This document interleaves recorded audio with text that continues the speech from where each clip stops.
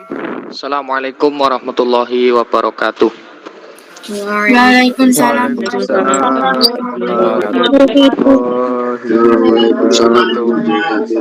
Baik, bismillahirrahmanirrahim. Ya, terima kasih kepada teman-teman Tadris IPS 1B yang hari ini sudah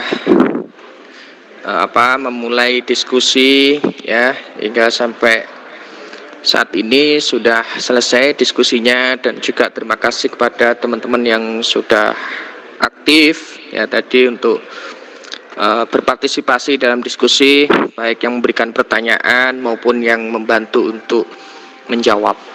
Oke, baik. Yang pertama kita bahas dulu makiyah dan madaniyah. Ya, jadi kalau mendengar makiyah dan madaniyah ini tentunya teman-teman tidak asing. Ya. Kalau makiyah dan madaniyah itu berarti ya Makkah dan Madinah itu. Nah, tapi kita ketahui dulu pengertian secara detail. Oke, baik. Yang pertama ya ini pengertian makiyah dan madaniyah. Oke, jadi kata makiyah ya, atau kita bisa sebut dengan al-maki atau al-madani juga boleh ya. Kata al-makiyah dan madaniyah itu merupakan penisbatan terhadap kedua nama kota besar yang ada di Saudi Arabia, atau disebut dengan Haromain ya. Jadi Haromain itu kembalinya kedua tempat ini, Makkah dan Madinah ya. Kemudian al-makiyah yaitu berarti yang bersifat Makkah atau berasal dari Makkah ya. Sedangkan al-madaniyah itu berarti yang bersifat Madinah atau yang berasal dari Madinah. Ya, jadi dulu sebelum Nabi hijrah ya ke Madinah, itu nama Madinah itu istilahnya apa? Ada yang tahu Madinah itu dulu namanya apa? Kota Madinah. Ya, kota Madinah itu dulu namanya Yasrib. Ya, sekarang namanya Madinah. Nah, jadi kalau ada istilah makiyah dan madaniyah itu berarti kembalinya adalah dinisbatkan kepada dua tempat suci ya, kota suci yang ada di Mekah atau kota besar yang ada di Arab Saudi, yaitu Makkah dan Madinah ya. Maki juga boleh, madani ya boleh. Oke. Sedangkan ini selanjutnya Imam Az-Zarkashi yaitu mendefinisikan dengan tiga pengertian terkait dengan al-maki dan al-madani. Yang pertama, menurut Imam Az-Zarkashi ya, al-maki itu ialah surat atau ayat yang diturunkan di Makkah dan sekitarnya. Nah, jadi kalau menurut Imam Az-Zarkashi yang pertama disebut al-maki yaitu apabila surat itu diturunkan di Makkah dan di sekitarnya. Nah, sedangkan al-madani itu ya surat atau ayat yang turun di Madinah dan sekitarnya. Nah, jadi pokoknya yang pertama ini kesimpulannya adalah menurut Imam Az-Zarkashi ini adalah pokoknya kalau ada ayat atau surat yang turunnya di Mekah berarti ayat itu disebut dengan makiyah. Kalau turunnya di Madinah berarti disebut dengan madaniyah.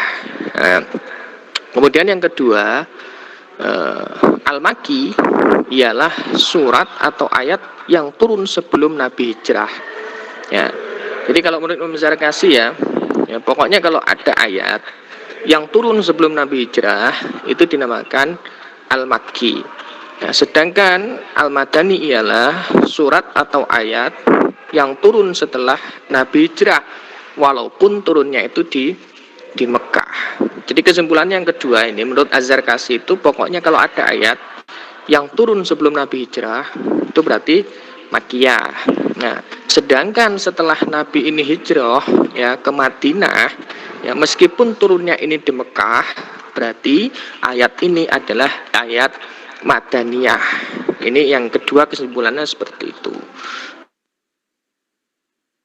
Nah, kemudian yang ketiga menurut Az-Zarkashi ya, disebut al-maki itu ialah ayat-ayat yang dikhitobkan. Ya, jadi dikhitobkan itu ditujukan. Ya, dikhitobkan kepada penduduk Mekah. Nah, jadi kalau menurut beliau kalau ayat-ayat atau surat atau ayat-ayat yang ditujukan ya, isinya itu membicarakan penduduk Mekah, berarti ayat atau surat itu dinamakan surat makiyah atau ayat makiyah. Nah, sedangkan al-madani itu ialah ayat-ayat yang dikhitabkan atau ditujukan kepada penduduk Madinah. Nah, ini yang ketiga, seperti itu definisi dari Az-Zarqashi. Nah, jadi kalau ada ayat terus di situ kok isinya membicarakan orang-orang Madinah, ya berarti ini adalah surat atau ayat itu disebut ayat atau surat Madinah. Nah, jadi dari tiga pengertian ini adalah sekaligus bagaimana cara seseorang itu, cara kita menentukan ayat ini makiyah atau madaniyah.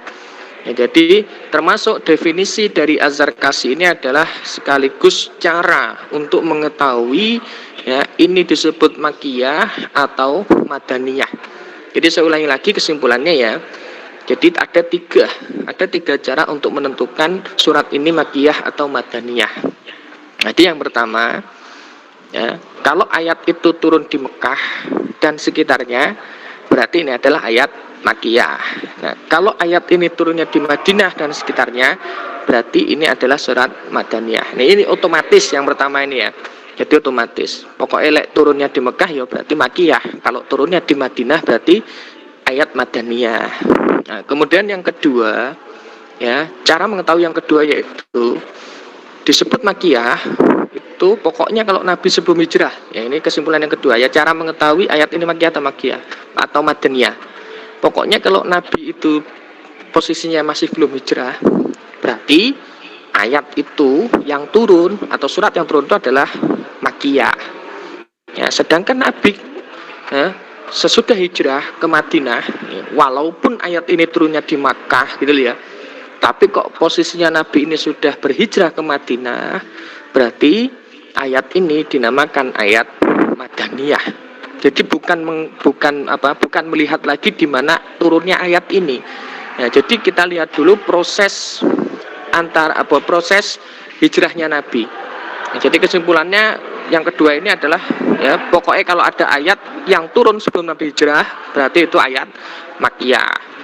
Kalau ada ayat turun setelah Nabi hijrah berarti itu surat madaniyah ya, meskipun toh turunnya di Mekah. Jadi yang kedua ini adalah melihat posisi Nabi saat itu sudah hijrah apa belum. Ini untuk menentukan ayat atau surat itu disebut makiyah atau madaniyah. Nah, kemudian yang ketiga ya, al-maki ya, itu adalah apabila ayat-ayat atau surat itu adalah di dalamnya itu membicarakan penduduk Mekah. Nah, berarti ayat ini adalah ayat makiyah. Nah, disebut madani apabila ayat atau surat itu isinya membicarakan tentang penduduk Madinah. Ini tiga cara untuk menentukan ayat ini disebut makiyah atau madaniyah. Ya, mungkin yang teman-teman ketahui sebelumnya, ya, pengetahuan kita sebelumnya, ya ini mungkin mengetahui arti makiyah dan madaniyah itu hanya sebatas pokoknya kalau ada ayat turun di Makkah berarti ya dijenengi makiyah. Kalau di Madinah berarti yang namanya madaniyah. Ya, mungkin pemahamannya kita selama ini global bagi yang belum mengetahui definisi dari Imam Az-Zarqashi ini. Nah, padahal untuk mengetahui ya ayat ini atau surat ini disebut makiyah atau madaniyah ada tiga cara tadi. Jadi yang pertama adalah melihat di mana tempat turunnya. Yang kedua, posisi Nabi itu sudah hijrah apa belum. Ya, kemudian yang ketiga melihat khitabnya. Ya, ayat ini ditujukan kepada siapa? Penduduk Madinah atau Mekah? Itu yang ketiga, itu caranya. Oke, itu terkait dengan makiyah dan madaniyah. Nah, ini juga ada cara yang lain. Ya, cara lain untuk menentukan ayat makiyah dan madaniyah. Kalau tadi berangkatnya dari definisi Imam Zarqashi, nah ini menurut Mana Al-Qattan. Nah, jadi ada dua cara menurut beliau yang dapat digunakan untuk mengetahui ayat makiyah dan madaniyah. Jadi yang pertama adalah berdasarkan sima'i. Sima'i itu yaitu penentuan berdasarkan dari sahabat. Ya, penjelasan dari sahabat atau yang diketahui oleh para tabi'in dari sahabat secara langsung. Ya, ini yang pertama ini disebut dengan sima'i. Nah, kemudian yang kedua ya, yaitu berdasarkan kiasi. Kiasi itu ya persamaan atau diketahui melalui ciri-ciri tertentu lah, ya, dikiaskan. Ya, misalkan dalam surah Makiyah itu terdapat satu ayat yang mengandung ayat madani yang berbicara tentang peristiwa madani, maka dikatakan bahwa ayat itu madaniyah. Ya, ini sama halnya dengan peristiwa definisi dari Az-Zarqashi yang ketiga tadi. Ya, jadi misalkan suratnya ini Makiyah, ya, ciri-cirinya Makiyah, turunnya di Makkah, tapi isi dari ayat itu mengandung ayat-ayat madani, ya, yang menceritakan tentang peristiwa Madinah atau orang-orang Madinah. Berarti ditentukan bahwa ayat ini atau surat ini adalah ayat madaniyah. Jadi bukan melihat di mana ayat ini turun, ya, tapi dengan melihat isi kandungannya yang ada di dalam ayat atau surat tersebut. Ya, ini cara menentukan ayat makiyah dan madaniyah, ya, yang menurut Al-Qottan. Kemudian selanjutnya, ciri-ciri ayat makiyah. Ya, ini kita juga bisa mengetahui ciri-cirinya. Ayat ini disebut makiyah atau madaniyah. Ya, termasuk ciri-ciri ayat makiyah itu yang pertama, di dalamnya terdapat sajdah. Ya, seperti surat surat Iqra itu, ya, Iqra bismi rabbikal ladzi khalaq. Al-Alaq itu kan yang terakhir kan wasjud waqtarib. Nah, itu ada ayat sajdah yang di situ kita dianjurkan membaca tasbih subhanallah walhamdulillah wala ilaha illallah allahu akbar, itu Islam baca. Atau di surat At-Dukhan, ya, as-sajdah ke At-Dukhan, ya, alif lam mim sajdah itu. Apa tuh bunyinya itu? Pokoknya itu ayat sajdah, ya, wasjudu itu loh, ya, ada kalimatnya itu ciri-ciri makiyah seperti itu. Kemudian yang kedua, di dalamnya terdapat lafadz kalla, ya, yang ada kalla, ya, kalla saufa ta'lamun tsumma kalla saufa ta'lamun, ya, ya, umumnya terdapat pada bagian pertengahan, ya, sampai akhir Al-Qur'an, ya, itu seperti surat At-Takasur, ya, kalla saufa ta'lamun itu makiyah itu. Nah, kemudian yang ketiga, di dalamnya terdapat seruan.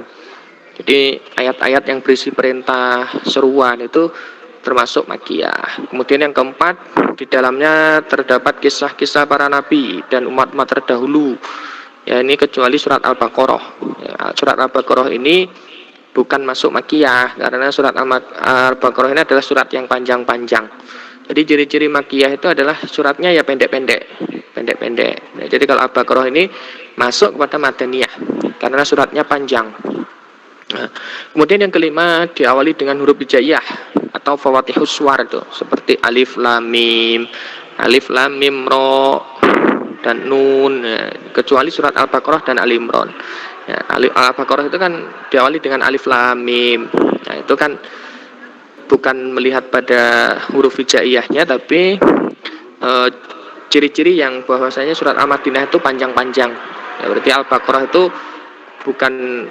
bukan melihat alif lam mimnya, tapi panjang suratnya, itu dikategorikan sebagai madaniyah. Nah, kemudian yang keenam, ya, ayat maupun surahnya pendek dan ringkas, ya, uraiannya sedikit keras dan tegas. Nah, kenapa kok di ciri-ciri makiyah itu uraiannya itu sedikit keras dan tegas? Ya, karena dulu, ya, ini kan sebelum Nabi Hijrah itu kan penduduk Mekah itu kan masih, ya, banyak yang menentang beliau, ya, banyak yang belum banyak yang Islam. Ya, akhirnya di situ kan dengan seruan yang sangat keras dan tegas. Nah, makanya rata-rata seperti itu. Beda nanti dengan yang di surat Madaniyah, itu agak kalem-kalemnya karena masyarakatnya sudah banyak yang Islam dan sudah banyak yang mempercayai tentang kenabian Rasulullah. Nah, kemudian yang ketujuh, berisi dakwah, mengenai pokok-pokok keimanan, hari akhir, surga dan neraka. Nah, pokoknya lenek cerita-cerita surga dan neraka itu berarti ayat makiyah itu. Kemudian yang kedelapan, berisi dakwah, ya, mengenai akhlak karimah. Ya, kenapa kok diisi dakwah? Ya, karena masyarakatnya seperti itu dulu sebelum Nabi Hijrah. Kemudian yang kesembilan, terdapat lafadz sumpah. Nah, misalnya ada wallahi, ada billahi, ada lafadz tallahi. Nah, itu terdapat lafadz qasam, ya, sumpah, ya, disebut dengan lafadz qasam. Nah, kemudian yang selanjutnya itu ciri-ciri ayat madaniyah. Nah, Termasuk yang pertama di dalamnya terdapat izin perang, ya, atau menerangkan soal peperangan. Dan yang kedua di dalamnya terdapat pembagian hukum harta pusaka, hukum hudud, faraid, ya, hukum sipil, hukum sosial, hukum tata negara, ya, karena ketika Nabi sudah hijrah, ya, ke Madinah itu memang masyarakatnya itu sudah mulai mengenal hukum, ya, sudah mengenal Islam, makanya ditata ini ada Allah menurunkan ayatnya tentang hukum. Kemudian yang ketiga di dalamnya terdapat uraian, ya, tentang kaum munafik, ya.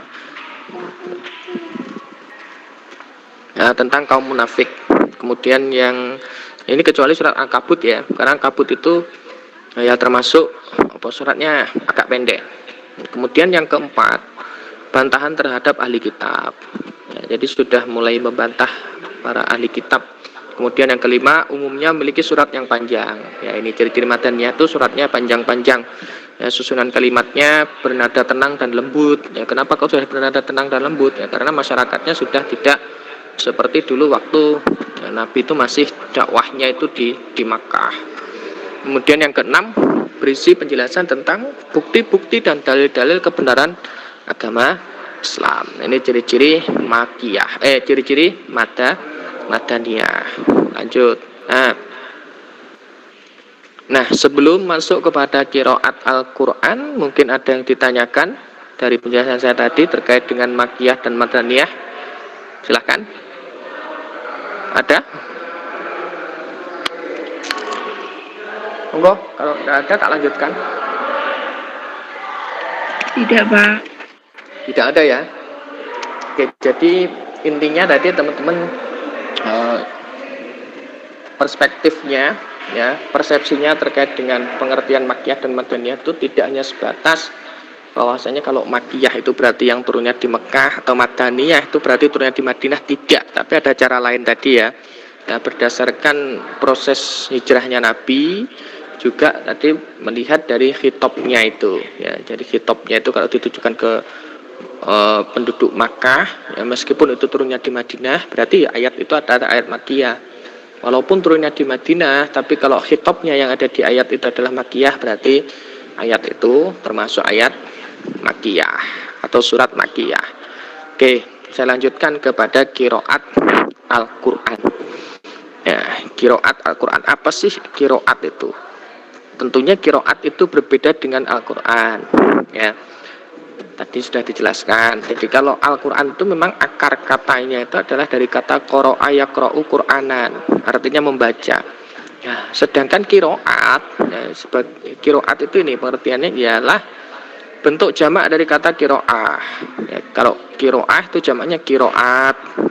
Ya, qiraat yang secara bahasa berarti bacaan. Ya, adapun pengertian qiraah secara istilah, ya, Az-Zarqani yaitu mendefinisikan sebagai berikut, yaitu suatu madhab yang dianut oleh seorang imam qiraat yang berbeda dengan lainnya dalam pengucapan Al-Quran serta sepakat riwayat dan jalur-jalur daripadanya, baik perbedaan ini dalam pengucapan huruf maupun dalam pengucapan keadaan-keadaannya. Jadi qiraah itu menganut suatu madhabnya. Jadi maksudnya di sini saya tadi ada yang menjelaskan madhab. Jadi madhab qiraah dengan madhab fikih itu beda. Tadi yang disebutkan oleh siapa tadi, pemakalah atau siapa tadi, itu kalau madhab Imam Maliki, Imam Hanafi, Imam Hambali itu madhab fikih, ya, madhab fikih. Nah, madhabnya qiraah itu ada 10, ya. Ada yang menyebutnya 7, ya, 7 itu disebut dengan qiraah sab'ah nantinya. Ya, qiraah sab'ah ada yang menyebut 10 berarti tambah 3 qiraah asroh. Ya, ada nanti ditambah 4 itu namanya qiraah arba'ata asyar. Nah, ini nanti akan kita kenalkan, saya kenalkan madhab imam madhab qiraah itu sopoai. Nah, kalau kita kan selama ini yang taunya madhab, ya, bayangan kita kalau ngomong madhab ini kan mesti enggak Imam Syafi'i, Imam Maliki, Hambali, Imam Hanafi. Nah, itu madhab fikih. Misalkan awak dhewe salate piye, wudune piye, ya, masalah ubudiyah, ya, itu kita mengacanya kepada 4 madhab itu. Nah, sedangkan qiraah ora enek hubungane karo Imam Maliki, Imam Hambali, Imam Hanafi. Nah, ini perlu saya garis bawahi, beda, ya. Jadi madhabnya fikih itu sendiri dengan madhabnya kiroah. Oke. Kemudian Ibnu Jarir itu mendefinisikan bahwa kiroah, ya, kiroat ialah ilmu pengetahuan tentang cara-cara melafalkan kalimat Al-Quran. Nah, bagaimana cara-cara membacanya? Ini dibaca dengung, dibaca panjang, dibaca pendek, idgham, idfa, itu termasuk kiroah. Nah, bedanya dengan tajwid apa? Kalau tajwid itu membaguskan artinya. Ya, jadi membaca Al-Quran dengan bagus. Ya, jadi itu bagian dari kiroat sebenarnya tajwid itu. Nah, cara membaca Al-Quran dengan bagus, ya, membaguskan itu namanya tajwid. Ya, kalau kiroat itu adalah cara melafalkan kalimat Al-Quran ya, dengan membangsakannya kepada penukilnya. Nanti saya jelaskan di akhir. Kemudian menurut Al-Muqri, ya, kiroah itu ialah seorang yang mengetahui kiroah itu sendiri dan diriwayatkan kepada orang lain secara lisan. Ya, jadi kalau kita ketahui proses penurunannya, perkembangan kiroah seperti yang ditanyakan itu ya mulai dari Nabi turun kepada sahabat ke tabiin, ya, sampai nanti kepada kita. Nah, terus mulai adanya madhab itu nanti ketika jalurnya sampai mana itu nanti kita bahas. Ya, jadi itu ya pengertian kiroah. Nah, kemudian kenapa kok timbul perbedaan-perbedaan kiroah? Ya, kiroah. Nah, nanti saya tunjukkan perbedaan. Makanya ini ya, jadi dulu itu memang Al-Quran itu hanya satu kiroah saja, yaitu menggunakan bahasa Quraisy. Ya, kiroahnya orang Quraisy, bahasa Quraisy. Nah, karena semakin meluasnya wilayah Islam, ya, dan menyebabkan para sahabat dan tabiin itu mengajarkan Al-Quran itu di berbagai kota, ya, sehingga menyebabkan timbulnya berbagai kiroah. Nah, para sahabat, para ulama ini menulis kiroah ini sebagiannya menjadi masyhur. Ada yang dikenal dengan kiroah 7, ya, yang saya sebut dengan kiroah sab'ah tadi. Ada juga yang menyebutnya kiroah 10 atau kiroah asroh. Ada juga kiroah 14 disebut dengan kiroah arba'at asyar. Ya, jadi begini kan gini ya, masing-masing wilayah itu punya logat yang berbeda-beda. Ya, misalkan dulu di Arab itu sudah mulai kedatangan dari berbagai bangsa Arab, ya, termasuk orang Arab Persia, Romawi, ya, sampai di daerah-daerah Jazirah Arab itu tidak hanya satu bahasa. Nah, misalkan kita di Indonesia saja kan misalkan gini loh. Maksudnya satu makna tapi bahasanya beda, pengucapannya beda. Misalkan kalau orang daerah barat ya, orang Medan itu kan muni kan nggak bisa kan, semuanya di kan itu sepeda. Nah, kita kan sepeda itu loh. Jadi perbedaan kiroah itu karena memang semakin meluasnya wilayah, ya, ada perbedaan logat, ya, di sama-sama di Jawa Timur, ya, orang Blitar sama orang Bojonegoro, orang Lamongan itu beda. Kalau orang Blitar kan kalau orang Bojonegoro, Lamongan itu ya, ini loh. Jadi yang menyebabkan perbedaan kiroah itu memang semakin meluasnya wilayah. Ya.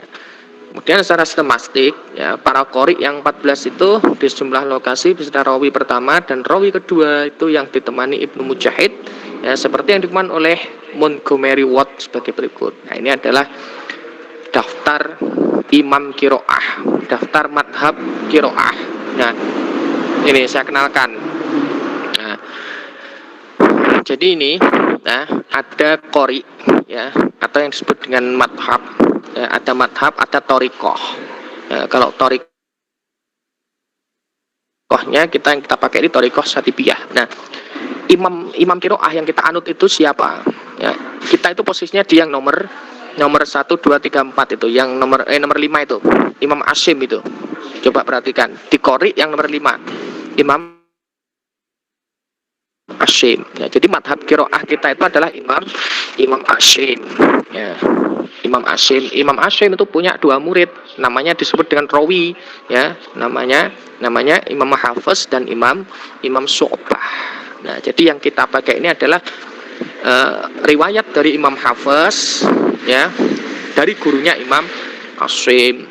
Ya, Jadi yang kita baca ini adalah riwayatnya Imam Hafiz. Ya, madhab Al-Qur'an yang dewiki adalah Imam Hafiz. Ya, harus tahu sampean. Kalau kita sudah tahu madhab fikihnya, kita adalah Imam Syafi'i. Ya, kalau madhab kiroah kita ini adalah Imam Hafiz dari gurunya Imam Asim. Ya, jadi ada tadi yang disebut 14 ya, 14. Jadi mulai dari yang pertama ini Nafi ya, Imam Nafi ya, itu dari kota Madinah, itu punya 2 murid ya, yang kemudian disebut dengan perawi, itu punya namanya Imam Waris dan Imam Qulun ya, ini berasal dari Madinah ya. Bahkan bacaannya Waris dan Qulun itu juga punya perbedaan qiraah. Nah, kalau Imam Waris itu biasanya bacaannya panjang-panjang. Huruf al itu biasanya di istilahnya apa itu? Saya lupa ini, lama tidak bacain. Ya, misalkan walal akhiratu itu bacanya walal akhiratu. Walal akhiratu itu bacanya, bukan walal akhiratu, tidak. Nah, misalkan bariyah itu dibaca bariah. Itu kalau qiraahnya Imam Waris. Ini sampean kalau mau belajar qiraah sab'ah, ya ini nanti bisa di Blitar ya, di Pondok Bustanul Muta'alimat itu namanya. Ya, di baratnya Sumber Udel, nah itu ada pondok. Ya, iya, ada pondok, kita nanti di situ belajar qiraah sab'ah. Saya juga belajar di situ dulunya.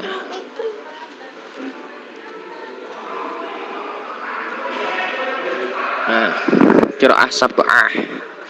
Jadi sab'ah itu berarti mulai dari ini Imam Nafi, Ibnu Katsir, Ibnu Amr, Abu Amr, Imam Asim, ya, Hamzah dan Al-Kisai. Nah, itu namanya qiraah sab'ah. Nah, termasuk dari 7 riwayat itu ya. Tadi bawahnya Nafi ada Imam Ibnu Katsir, yaitu dari Mekah, punya 2 murid namanya Al-Bazi dan Kumbul. Ada Ibnu Amr, ya, ini ada namanya muridnya Hisham dan At-Taqwan. Ada Abu Amr punya murid Ad-Duri dan As-Susi. Asim ya, Hafiz dan Syu'bah. Ini yang kita pakai. Kita ini menganut riwayatnya Imam Hafiz. Kemudian Imam Hamzah punya 2 murid namanya Kholaf dan Kholat. Ada Al-Kisai punya 2 murid namanya Ad-Duri dan Abuhan. Ya, ini yang disebut kemudian dengan qiraah masyhur. Ya, masyhur. Ya, mungkin di daerah mana itu? Di daerah Afrika, di daerah Jazirah Arab bagian utara itu pakai riwayatnya Imam Waris. Ya. Atau di ini pakai riwayatnya siapa ini? Abu Amr. Ya, Abu Amr, Ibnu Amr ini ada yang membaca. Misalkan ini Hamzah, mana tadi Hamzah itu posisinya di mana ini? Nah, qiraah Hamzah itu misalkan tidak bisa membunyikan shin tapi pakai zai. Jadi logatnya misalnya Kufah ya, itu tidak bisa, yang di Hamzah ini ya, ini tidak bisa membaca zai. Ya, tidak bisa membaca shot tapi zai. Misalkan sirotol itu dibaca zirotol. Ya, dibaca zirotol. Ya, itu jadi seperti itu bukan merubah Al-Qur'an. Ya, jadi bukan merubah tulisan tapi hanya merubah bunyi saja. Ya, seperti ini tidak berdosa, seperti ini tidak melanggar. Ya, hanya adalah perbedaan logat saja. Jadi tidak sampai merubah tulisan, tidak sampai merubah huruf. Nah, itu makanya itu kok bacanya gini, tidak. Seperti kita kan apa muni sepeda, nah, tulisannya kan ya panggah ya, itu enggak hanya merubah bunyi saja, enggak masalah. Nah, misalkan di ini bacaannya ada namanya imalah ya. Imalah itu kalau kita hanya satu ya, kalau di Imam Hafiz itu bacaan imalah itu hanya satu ya, itu bismillahi majriha. Ya, itu kan tulisannya ro dibaca re, itu namanya imalah. Ada juga nanti di qiraahnya Imam Hamzah atau Abu Amr itu nanti ada juga imalah ya. Misalkan wadduha Ya dibaca wadduhi wallaili idza saji ma wadda'aka rabbuka wa ma quli. Nah, ini ada bacaan seperti ini adalah masyhur. Ini namanya qiraah mutawatir. Nah, jadi yang 7 ini disebut dengan qiraah masyhur ya, mulai Imam Nafi, Ibnu Katsir, Abu Amr, Asim, Hamzah, Al-Kisai ini masyhur. Kemudian di bawahnya ditambah 3 lagi ya, Abu Ja'far, Ya'qub Al-Hadrami, Kholaf, ya ini maka disebut dengan qiraah asroh atau qiraah 10. Nah, ini nanti disebut dengan qiraah apa nanti di bawahnya masyhur itu loh. Nah, kalau yang 7 tadi qiraah mutawatir. Ya, kalau yang 3 ini qiraah masyhur. Nah, kemudian ada 4 itu. Kemudian Ibnu Muhashim, Al-Yazidi, ada Hasan Al-Basri, ada Al-A'mashi. Yaitu nanti disebut dengan istilahnya ada qiraah syad tadi itu. Nah, bedanya apa? Qiraah mutawatir, qiraah masyhur sama qiraah syad. Nah, lanjutkan aja. Nah, ini sebelum masuk ke syarat-syarat qiraah ya. Jadi kalau qiraah masyhur, qiraah mutawatir, itu adalah qiraah yang diriwayatkan oleh banyak orang. Mulai dari Nabi, sahabat, ya, sampai kepada kita ini qiraah mutawatir. Dan itu sahih. Nah, ini adalah qiraah yang boleh dibaca dalam sholat dan boleh dibaca untuk tilawah. Ya, untuk deres itu boleh, itu namanya qiraah masyhur. Yang diriwayatkan oleh 7 imam tadi, mulai dari Imam Nafi, Imam Hamzah, Imam Hafiz sampai Al-Kisai tadi itu. Nah, sedangkan yang 3 di bawahnya tadi itu, nah, itu nanti ada qiraah masyhur. Nah, kalau qiraah masyhur itu tidak boleh dibaca dalam sholat, hanya boleh dibaca ketika tilawah. Dibaca deres saja boleh. Nah, sedangkan qiraah syad itu adalah qiraah yang rusak. Nah, ini biasanya hanya boleh dipakai untuk para mufassir. Ya, para mufassir ini pakai qiraah syad itu masih boleh. Ya, itu ya, jadi bedanya mutawatir, masyhur sama qiraah syad. Ya, kemudian syarat-syarat qiraah. Ya, syarat-syarat qiraah itu sesuai dengan bahasa Arab. Ya, meskipun melalui satu cara. Jadi sesuai dengan bahasa Arab. Ya, pokoknya ada maknanya gitu loh. Kemudian yang kedua sesuai dengan salah satu mushaf Utsmani. Ya, sekalipun secara potensial. Jadi harus sesuai dengan mushaf Utsmani. Kemudian yang ketiga sanadnya sahih. Ya, sahih itu maksudnya itu tidak terputus. Ya, menyambung dari Rasulullah sampai kepada imam yang 7 atau 10 tadi. Ya, ataupun mau dari qiraah lainnya, itu merupakan syarat-syarat qiraah. Kemudian nah ini yang sudah saya singgung tadi ya, di awal tadi ada pengelompokan sanad qiraah. Menurut As-Suyuti itu ada qiraah mutawatir, ada masyhur, ada qiraah, di bawahnya ada ahad, ada qiraah syad, ada maudhu', ada mudraj. Ya, mutawatir itu apa? Ya, qiraah mutawatir yaitu qiraah yang diriwayatkan oleh banyak perawi, ya, dari riwayat yang banyak, yang tidak memungkinkan mereka itu berdusta. Jadi salah satu syarat periwayat itu tidak boleh berdusta, tidak boleh melakukan dosa besar maupun kecil. Ini syarat perawi Quran itu seperti itu. Nah, dari tiap tingkatan sampai nanti nyambung pada Rasulullah. Nah, saya itu alhamdulillah sudah punya sanad ya, mulai dari Rasulullah sampai sekarang itu sanadnya jelas gitu ya. Jadi kalau kita itu belajar Al-Quran itu harus bersanad. Ya. Jadi nggak bisa baca Al-Quran itu terus sendiri, ya mandiri, moco dewe, itu harus bersanad itu. Ketika memang kalau kita melihat sejarahnya Al-Quran itu seperti itu. Jadi belajar Al-Quran itu harus talaki. Talaki itu kudu ketemu karo guru. Nggak bisa belajar Al-Quran itu sampai ndelok YouTube terus mau terokne. Ya, kemudian hanya saja mendengar kamu tirukan, itu nggak bisa. Belajar Al-Quran itu harus ada gurunya, ya, harus face to face, ya, karena di situ memang belajar Al-Quran itu tidak hanya sekedar membaca tapi memperbaiki bacaan, ya, tajwidnya, bagaimana membunyikan alif, bagaimana membunyikan ba, ta, nah, dan itu harus runtut sanadnya, ya, mulai dari Rasulullah ke sahabat ke tabiin, ke tabiin ulama muqaddimin sampai sini, terus guru saya. Kalau diruntut ke atas ya, saya punya guru. Guru saya punya guru. Gurunya guru saya punya guru. Terus ke atas itu sampai nyambung kepada Rasulullah. Itu namanya sanad. Nah, saya nggak hafal ya. Sanadnya yang jelas guru saya itu ya sanadnya nanti adalah untuk qiraah sabah itu dari Pondok Sidogiri itu langsung yang mengajarkan dari Mesir. Nah, kemudian yang kedua masyhur, qiraah masyhur yaitu qiraah yang sahih sanadnya tapi tidak sampai derajat mutawatir.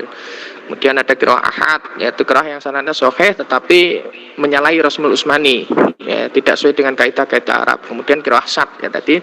Ini contohnya tadi ada yang minta qiraah sad ya, qiraah sad itu yang sanadnya tidak sah ya, seperti qiraah ini, qiraahnya Ibnu As-Sumayfi ini misalkan, nah ini fal yauma nunhika bibatnika. Itu yang benar adalah pakai jim bukan pakai hak. Yang benar itu nunjika tapi itu ditulis dengan hak. Ya, nunhika.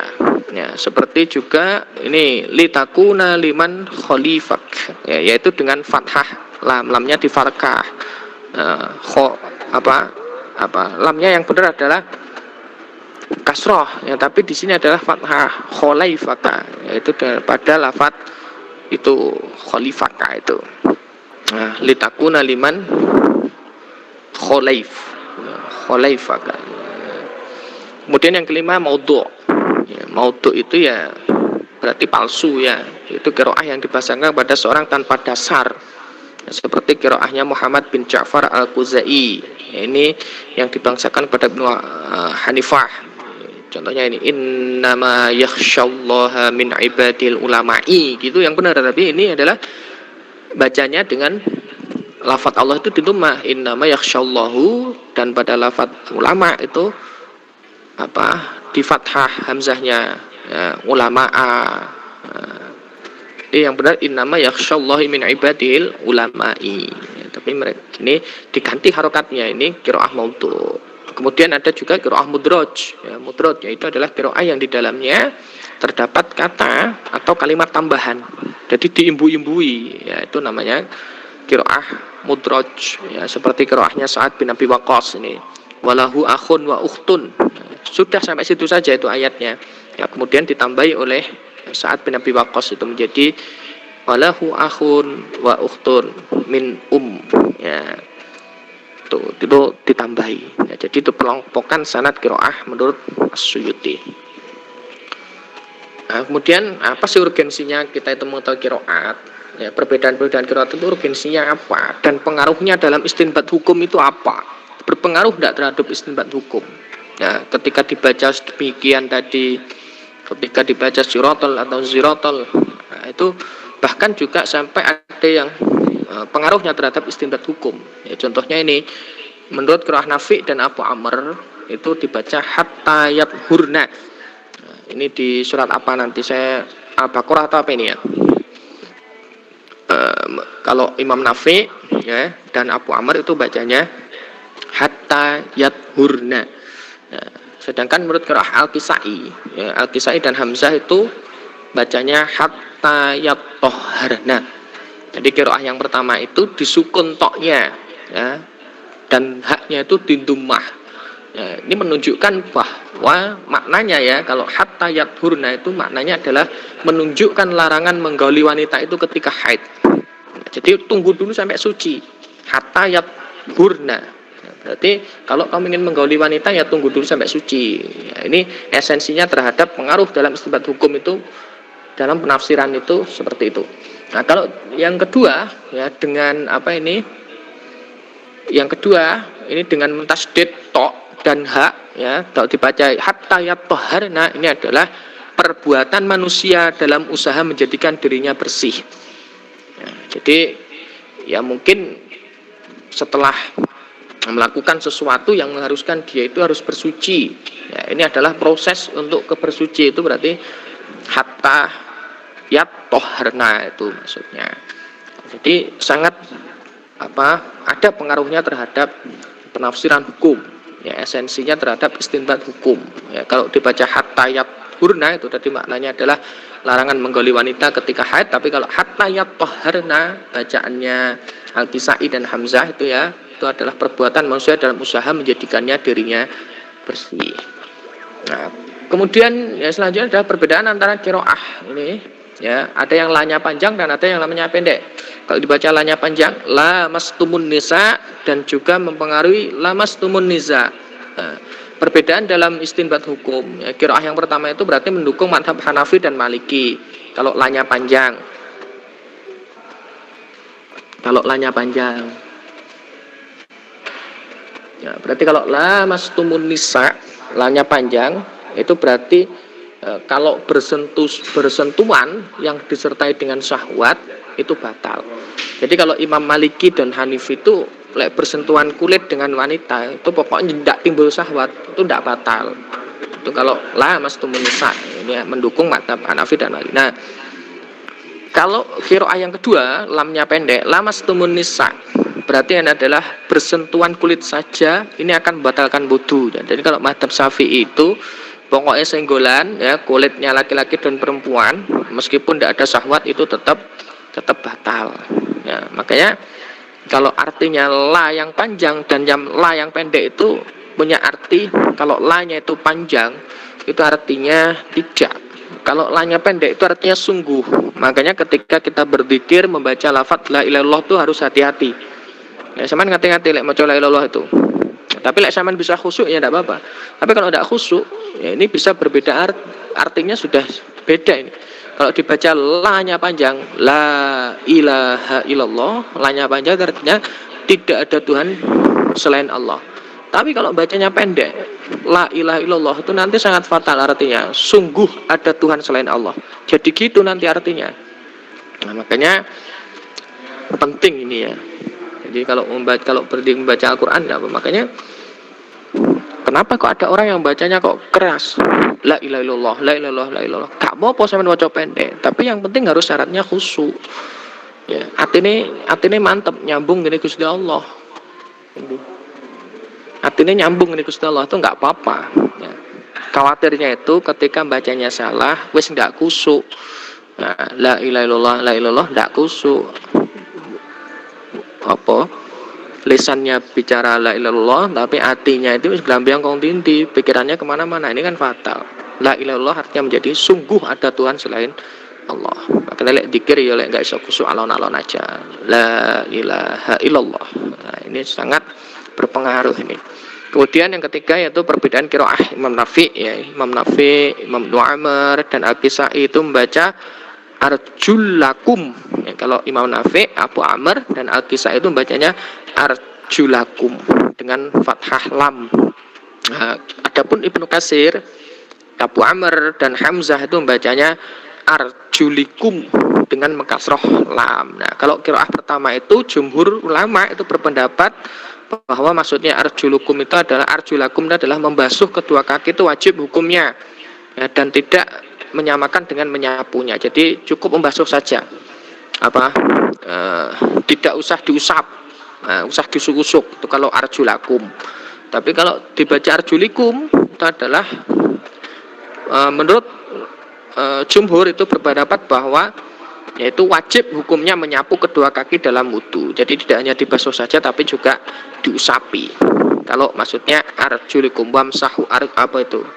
Arjulikum. Jadi arjulakum dan arjulikum itu juga pengaruhnya dalam istilah hukum itu sudah berbeda. Ya, kalau arjulakum itu maknanya adalah membasuh kedua kaki itu tidak wajib. Ya, tapi kalau arjulikum ini harus wajib hukumnya menyapu kedua kaki. Ini ya, terlihat perbedaannya dari Imam Nafi, Ibnu Amr dan Al-Kisai dan juga Ibnu Katsir, Abu Amir dan Hamzah. Nah, jadi sekali lagi kenapa kok terdapat perbedaan qiraah? Ya karena memang lahjah, ya ada logat dan juga memang ketika Nabi itu mengajarkan ya seperti itu, menyesuaikan dengan bahasa mereka.